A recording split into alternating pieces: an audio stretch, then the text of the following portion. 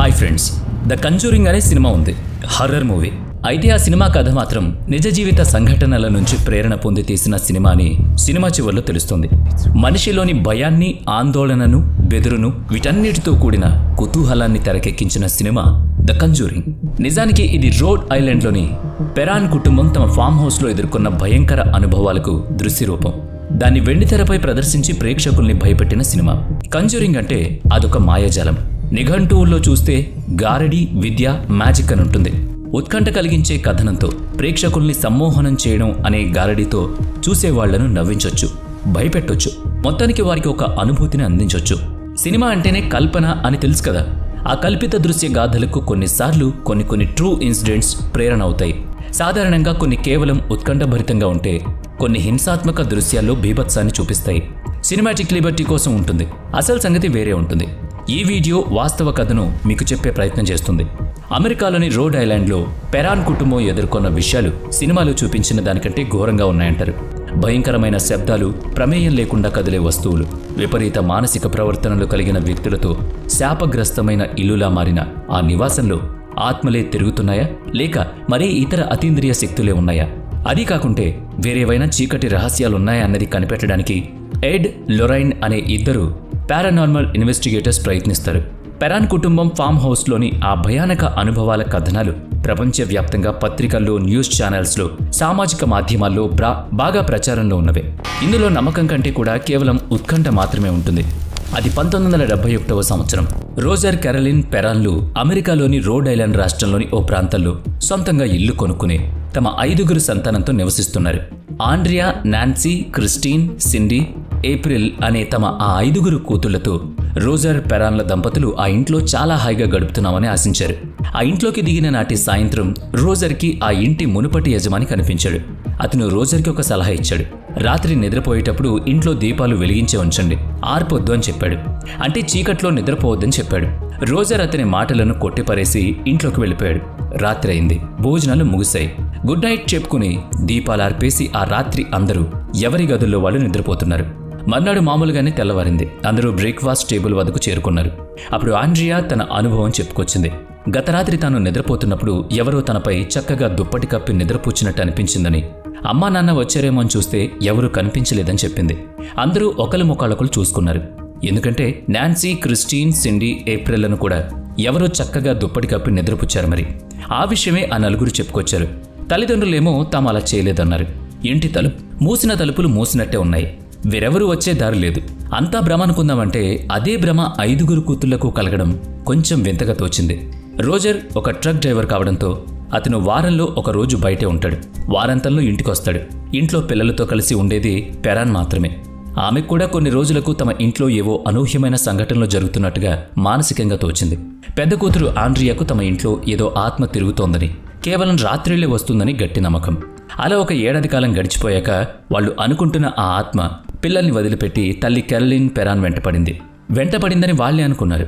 చాన్నాళ్లుగా ఆ పిల్లల్ని నిద్రపుచ్చేందుకు ఆ ఆత్మ రావడం లేదు. మరి దానికి కారణము వాళ్లే ఊహించుకున్నారు.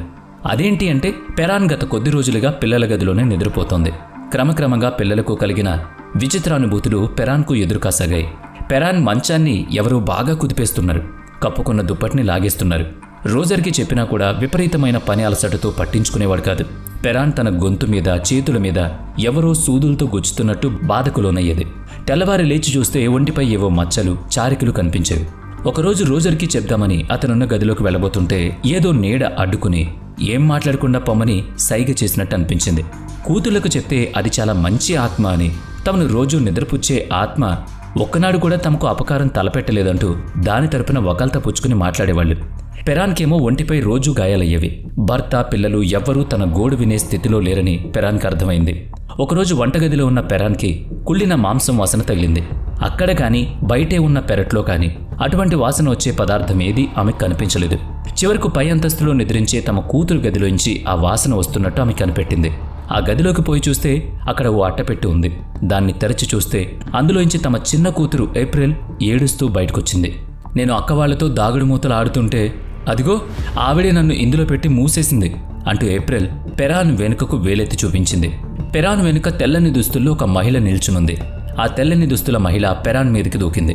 ఆ ఆత్మే ఇన్నాళ్లు తమను జోలపాడి నిద్రపుచ్చిందని 5 అక్క చెల్లెలు భావించారు. కానీ ఆ రోజు అది వారి కన్నతల్లిని ఘోరంగా హింసిస్తోంది. అవును, ఇప్పుడు ఆ ఆత్మ పెరాన్ ఒంట్లో ప్రవేశించి ఇంట్లోని వస్తువుల్ని ధ్వంసం చేస్తోంది. బచ్చవా శర్మన్ అనే ఆ ఇంటి మొదటి ఓనర్ ఆత్మ తనలోకి వచ్చిందని పెరాన్ చెప్పింది.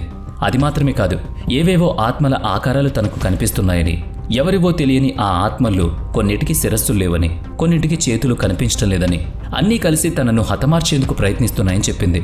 రోజర్కి తాను ఇంట్లో లేనప్పుడు ఇంట్లో వాళ్ళందరూ చాలా భయభ్రాంతులకు లోనవుతున్నారని అర్థమైంది. ఇన్నాళ్లు వాళ్ళు చెప్తున్న మంచి ఆత్మ ఇప్పుడు వాళ్ళను హింసిస్తోందని అర్థం చేసుకున్నాడు. ఆ రోజు రోజర్ ఇంట్లో ఉండగానే వాళ్ళ అమ్మాయి ఒక ఆమె తండ్రితో మాట్లాడుతూనే ఉన్నట్టుండి లేచి ఎదురుగా ఉన్న గోడకు అభిముఖంగా నిల్చుని ఆ గోడ అవతల 7 సైనికుల ఆత్మలున్నాయని, అవి తనను రమ్మంటూ పిలుస్తున్నాయని, కానీ అటు వెళ్లడం తన వల్ల కావడం లేదని చెప్పింది. ప్రతిసారి తను గోడ వద్దనే అలా ఆగిపోతున్నానని కూడా చెప్పింది. రోజర్ ముందుగా కంగారు పడ్డాడు. తర్వాత కొంచెం ఆలోచించాడు. తమను ఎవరో మానసికంగా ఏమార్చి ఆడుకుంటున్నారని భావించాడు. అప్పుడే ఎడ్ లొరైన్లను సంప్రదించాడు. పారానార్మల్ యాక్టివిటీస్ గురించి పరిశోధనల్లో ఆరితేరిన ఆ ఇద్దరు రోజర్ పెరాన్ల ఇంటికొచ్చారు. ఆ ఇంట్లో చాలా ఆత్మలు సంచరిస్తున్నాయని, ఇవన్నీ కూడా కుటుంబాన్ని దారుణ హింసకు గురిచేస్తున్నాయని లొరైన్ భావించాడు. అసలు ఆత్మల కంటే కూడా ముందుగా కెరలిన్ పెరెన్ శరీరాన్ని ఆవహించిన ఆత్మను శాంతింపజేయాలనుకుంది. ఎడ్ సలహా మేరకు సెహెన్స్ అనే ప్రత్యేక క్రతువును నిర్వహించడానికి ఏర్పాట్లు జరిగాయి. పెరెన్ శరీరంలోని ఆత్మతో సంభాషించే క్రతువు అది. ఎడ్ లొరైన్లు ఆ ఆత్మను సంబంధించి ఇంటి నేలమాళిగలోకి తీసుకుపోయి ప్రశ్నించడం మొదలుపెట్టారు. కానీ సదరు ఆత్మ అప్పటికే ఇంకా పెరన్ శరీరంలోనే ఉంది కదా. అది పెరన్ను సంబంధించిన కుర్చీని ఆమెతో సహా పైకి లేపింది. రోజర్ పెద్ద కూతురు ఆండ్రియాలు అప్పుడు అక్కడే ఉన్నారు. వాళ్ళు చూస్తుండగానే ఇంట్లో వస్తువులు ఊగిపోవడం, కొన్ని క్రింద పడ్డం, దీపాలు మిణుకు మండం, ఇవన్నీ జరిగాయి. వారికి భయం వేసింది. ఊహించని ప్రమాదం ముంచుకొస్తుంది అనిపించింది. ఎడ్ లొరైన్లు ఇది సాధారణ ఆత్మ కాదని భావించారు. పెరైన్ శరీరం నుంచి దాన్ని తరిమి కొట్టాలంటే ప్రత్యేక క్రతువులు చేయాలన్నారు. అంటే అవి పెరైన్ శరీరాన్ని ఇబ్బంది పెట్టే చర్యలు. అందుకు రోజర్ అంగీకరించలేదు. తన భార్యను ఆవహించిన ఆత్మ కోరిక ఏంటో తెలుసుకున్నాడు. తాను దాన్ని తీర్చాలనుకున్నాడు. భార్యను మాత్రం హింసించొద్దని వేడుకున్నాడు. దాంతో లొరైన్, ఎడ్లు పెరైన్ విషయాన్ని వదిలిపెట్టేశారు. ఆదిలో ఉన్న ఆసక్తి ఇప్పుడు వాళ్లలో లేదు. అసలు ఆమెను చూసేందుకు కూడా రావడం లేదు. రోజర్కి ఇల్లు మారితే బాగుంటుందనిపించింది. కానీ ఇప్పుడు కొత్త ఇంటికి మారాలంటే అతని వద్ద తగినంత సొమ్ము లేదు. వింటే ఆశ్చర్యంగా ఉంటుంది, మూర్ఖత్వమా అనిపిస్తుంది. అసలు ఇది నిజమా అని అనుమానం కలుగుతుంది. ఎందుకంటే కేవలం ఆర్థిక తోడ్పాటు లేకపోవడం, ఎడ్ లొరైన్లు తమను పట్టించుకోకపోవడంతో ఆ కుటుంబం అదే ఇంట్లో 10 ఏళ్లు అలాగే ఉండిపోయారు. నిత్యం ఏదో ఒక భయానక అనుభవంతోనే వారికి తెల్లారేది. పెరెన్ శరీరం మీద ఏవో కొత్త గాయాలు కనిపిస్తూ ఉండేవి. శారీరకంగా, మానసికంగా ఆమె క్షీణించిపోతుంది. ఇంట్లో వాళ్ల పరిస్థితి అందుకు భిన్నంగా ఏం లేదు. ఆ ఆత్మలు రోజూ వారికి కనిపిస్తూ భయాందోళన కలిగిస్తూ కూడా వాళ్ళు ఆ ఇంటిని విడిచిపెట్టలేకపోతున్నారు. చివరకు దశాబ్ద కాలం గడిచిన తర్వాత అతి కష్టం మీద వాళ్ళు ఆ ఇంటిని ఖాళీ చేశారు. పెద్ద కూతురు ఆండ్రియా వివరణ ప్రకారం ఆ ఇంట్లోంచి వచ్చే నాటికి గాని తమ తల్లి కెరలిన్ పెరిన్ ఆరోగ్యం అసలేమీ మెరుగుపడలేదని, బలహీనంగా ఉందని చెప్పింది. అయితే 2022లో ఆ కంజూరియన్ హౌస్ను వేరెవరో ఖరీదు చేసినట్లు, ఆ కొత్త ఓనర్కి ఎలాంటి అసాధారణ అనుభవాలు ఎదురు కానట్టు వార్తలొచ్చాయి. పెరెన్ అనుభవించింది, ఆమె కుమార్తెలు అనుభవాలు, రోజర్ చూసింది అన్నీ కూడా కేవలం వారి తీవ్ర మానసిక వైపరీత్యాలని ఆ కన్జూరింగ్ హౌస్ కొత్త యజమాని వ్యాఖ్యానించాడు. కాకపోతే ఎవరో ఇంట్లో తిరుగుతున్నట్టు అనిపించడం కేవలం మానసిక భావనే అని, అది తాను అనుభూతి చెందానని. అయితే వాళ్ళు చెప్పినట్టు ఎలాంటి ఇబ్బందులు ఎదురు కాలేదని చెప్పాడు అతను. అసలు రోజర్ కుటుంబం కంటే ముందు, అంతకంటే ఇంకా ముందు ఆ ఇంట్లో ఎవరున్నారు, అప్పుడు ఏం జరిగిందన్న సమాచారం మాత్రం ఎవరికీ తెలియదని, ఏదో జరిగిపోయిందని చెప్తున్న వారికి ఎలాంటి ఆధారం లేదని చెప్తున్నారు. రోమాలు నెక్కబొడుచుకునేలా కన్జూరింగ్ హౌస్ గురించి కథలు వ్రాసిన వాళ్ళు, సినిమాలు చిత్రీకరించిన వాళ్ళు, ఆ ఇంట్లోనే ఇప్పుడు నివసిస్తున్న వాళ్ళు, ఎవరికి ఆ ఇంటి గురించి మొట్టమొదటి కాలం నుంచి జరిగిందేవీ తెలీదు.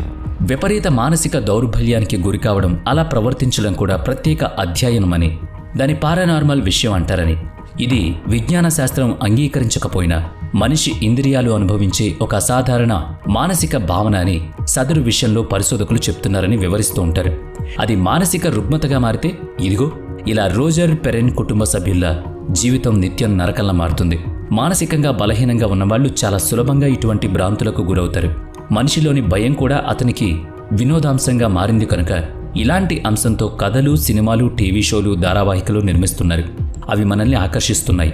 భయపడ్డం, రక్తపోటు పెరగడం, చెమటలు పోయడం, భయంతో అరవడం చూస్తూనే కొందరైతే ఆ అదురుకు మూత్ర విసర్జన కూడా చేస్తారు. కానీ ఈ హర్రర్ మూవీస్, హర్రర్ కథలు, హర్రర్ విషయాలు వినడం మాత్రం మానరు. మరి మీ జీవితంలో మీరు చూసిన మోస్ట్ హర్రర్ మూవీ ఏంటి? కామెంట్ చేయండి. వీడియో నచ్చితే లైక్ చేయండి, షేర్ చేయండి. ఇప్పటివరకు మన ఛానల్ని సబ్స్క్రైబ్ చేయనట్లయితే ఇప్పుడే సబ్స్క్రైబ్ చేసుకుని పక్కనే ఉన్న బెల్ ఐకాన్పై క్లిక్ చేయండి. నెక్స్ట్ వీడియోలో మళ్ళీ కలుద్దాం.